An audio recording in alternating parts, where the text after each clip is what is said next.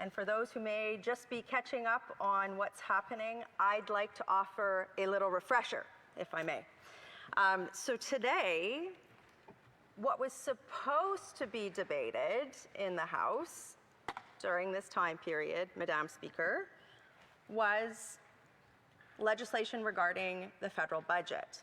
Okay, so that's what we were supposed to be debating right now. Of course, the federal budget is something that the Liberals and their coalition partner, the NDP, are getting together on. There's a lot of questions in the Canadian public about the prudence of the federal budget, but we're not debating the federal budget right now. And why aren't we debating the federal budget? I think it's really important to note why we're not. What we're debating is something called a concurrence motion. A concurrence motion. I'm being shut down right now. They're shutting me. We have a point of order. The other member for London Fanshawe. Madam Speaker, I cannot let this pass that there is yet another Conservative speaker who is extending debate on this issue when they don't have to do it. If they're so concerned about debating the budget, all they have to do is stop talking and we could get on with it. I myself have a speech today and I would like to talk about the budget. A member is raising is actually debate, but I do want to remind members that we're not talking about the budget at this point. We are talking about this report, that's a concurrence report that's before the House and on immigration. So I would just want to remind members to please stay on to the issue at hand. And I know that there is some latitude to a certain degree, but I would ask members to please reference the issue that's before the House. The honourable member for Calgary-Nose Hill. I would just note, Madam Speaker, that when the Liberal NDP coalition was trying to shut me down on this, I was barely a minute into my speech, right? So they need to let me get to the point of what I'm trying to make instead of just trying to silence me as they're doing with their censorship bills. This is what we're dealing with here, being silenced. So instead of debating the budget as we're supposed to be, what ended up happening was the NDP put something forward called a concurrence motion, okay? And that's what we're debating right now. And the concurrence motion is to deal with a very tricky bit of Liberal NDP machinations that is actually really harming and delaying people that Bill S-245 could be helping. So instead of debating the budget, we're debating a concurrence motion on something that happened. I want to break down what happened. So Bill S-245 is an act to amend the Citizenship Act. It went through the Senate. It was introduced by Senator Iona Martin to deal with a very narrow scope, dealing with something called lost Canadians. It was very narrow in scope, and because it was so narrow in scope, it sailed through the Senate on the understanding that it would stay narrow and we would go through Senate. It came to the Immigration Committee, and at the Immigration Committee, what ended up happening was, first of all, before moving this in the Immigration Committee, the member from Vancouver East went and did a press conference pre-positioning that she was going to do this. The Liberal NDP coalition got together and did two things. They moved a motion to extend amendments to the bill by 30 days, which then delayed action for people that would have been impacted by the bill. And then they also moved a motion to extend the scope of the amendments that would be debated well past what was in the bill itself.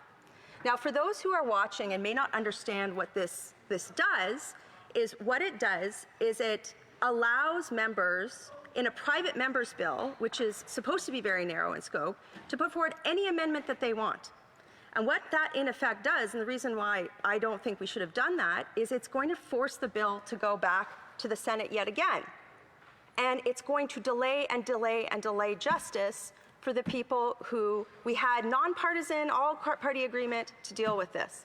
Now, that motion itself to do what the NDP Liberal Coalition wanted to do actually passed Citizenship Committee with their support.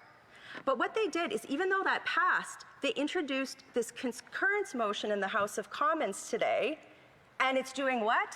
Eating up time to debate the deficit budget issue, because they don't want to talk about it, right? Now, they're saying, oh no, nobody should talk about this, and then we go back to the budget. We actually gave them an opportunity to go back to debate. My colleague from Calgary Shepherd actually rose and moved a motion about half an hour ago, to move on from the debate. And yet they voted, what? Against that. Because that's the agenda here. The agenda here is to curtail debate on the budget while they are supporting the passage of Liberal censorship bills C11 and C18. And these are the types of tactics you are going to see over and over and over again from this Liberal coalition, because they don't want to stand up for what Canadians need, either in the budget or in Bill S245. Now, when Bill S245, when the Liberal and the NDP coalition decided that they were going to delay the passage of the bill through the committee, delay justice for people that were in that bill, that we all support justice for, and open up the scope of the bill, they forgot one thing, that if they opened up the scope of the bill for their one issue that the senator didn't want, that the Senate didn't want because they agreed to sail it through on a small amendment, they forgot that what? Maybe other people would want to put forward amendments too, like me, like my colleague from Calgary Shepherd. And then they had the audacity and the gall to stand in this place during this debate, which they didn't need, which they put forward to waste time on debate on the budget, because they don't want to talk about how much money, deficit spending money that they've put forward, which has caused an inflationary crisis in Canada, while they're putting forward censorship bills, because they don't want that debate to happen. They put this debate forward. And now they're saying that, oh, it's because the Conservatives want to put forward amendments to the Citizenship Act. Well, guess what, Madam Speaker? What's good for the goose is good for the gander. And if the NDP-Liberal coalition, which is supporting censorship bills C11 and C18 to shut down conversations in the Canadian public, and are using concurrence motion to shut down debate in the House of Commons, you are absolutely right that Conservatives will be putting forward motions beyond the scope of the bill. It's as simple as that. If the NDP-Liberal coalition want a statutory review of the Citizenship Act, giddy up. Let's do it. I have a lot of great ideas, which I will definitely be bringing forward. And this does nothing to help the people that could have been helped if the NDP had just let this go. Let this go. Now, the other thing is I can show why we shouldn't be delaying this bill, why the scope of the amendment shouldn't be put through. Not just because it delays justice for people in this bill, it's because the NDP are propping up a government that have refused to do this in their own government legislation. If the government actually wanted to do anything else, they have had nearly 8 years to put forward through their own government legislation what my colleague from the NDP would want to do. And they're actually in coalition with the government, right? The coalition does not, or the NDP, I don't know if the NDP wants to go to an election. I know the Liberals don't. Certainly the polling numbers today show that the Liberals, I don't think that there's a lot of people in their backbench that would want to go to an election today. But they could be using that coalition, that agreement to be like, hey, in a piece of government legislation, you need to do this. But no, they don't actually have the leverage that they claim to have over the government. So what they're trying to do is sneak through committee what they can't get the government to do in the House. And to people who are watching who are impacted by this bill, they delayed the passage of the bill because they didn't understand what they were doing. And that's brutal.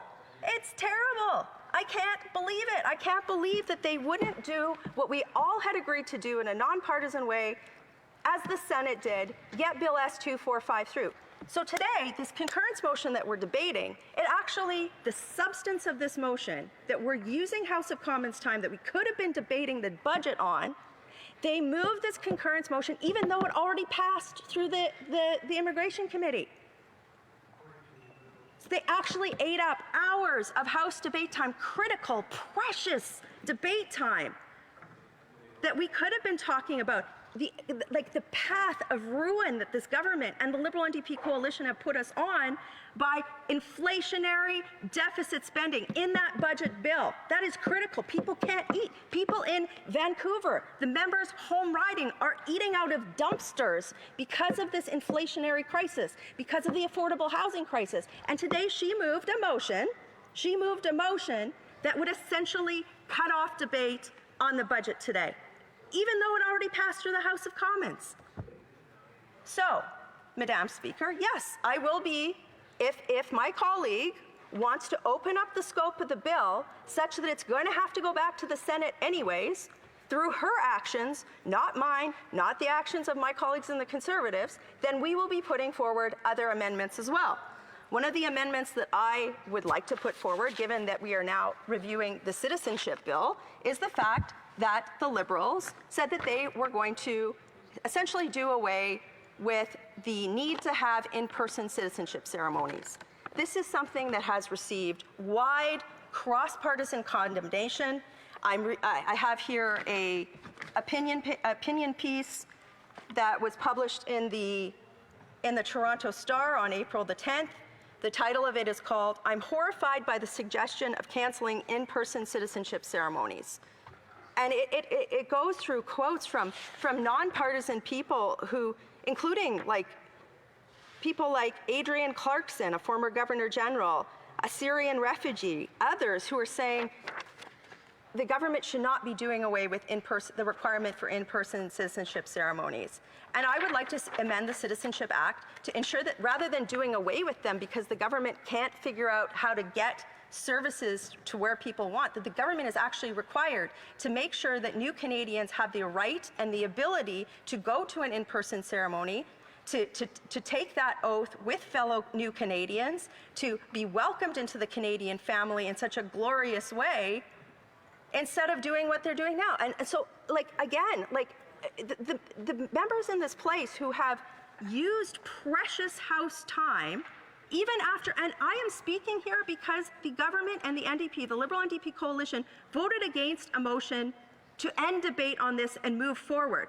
So they gave me an opportunity to speak. Well, for once, instead of C11, C18 censorship bill, you're darn right I'm going to speak in this place. And I'm sure going to be putting forward amendments, given the fact that the Liberals and the NDP in coalition, I don't know if they've forgotten how this place works, or they've forgotten that each of us have our own individual rights to work within the process that they've put forward. So for them to stand up and say, oh, well, one person can put forward an amendment that's completely out of scope, and we're going to justify that delaying justice for the people in the bill, and we're going to use that to delay debate on the government's inflationary budget deficit crisis bill, then, yeah, I'm going to put forward amendments that make sense for my constituents.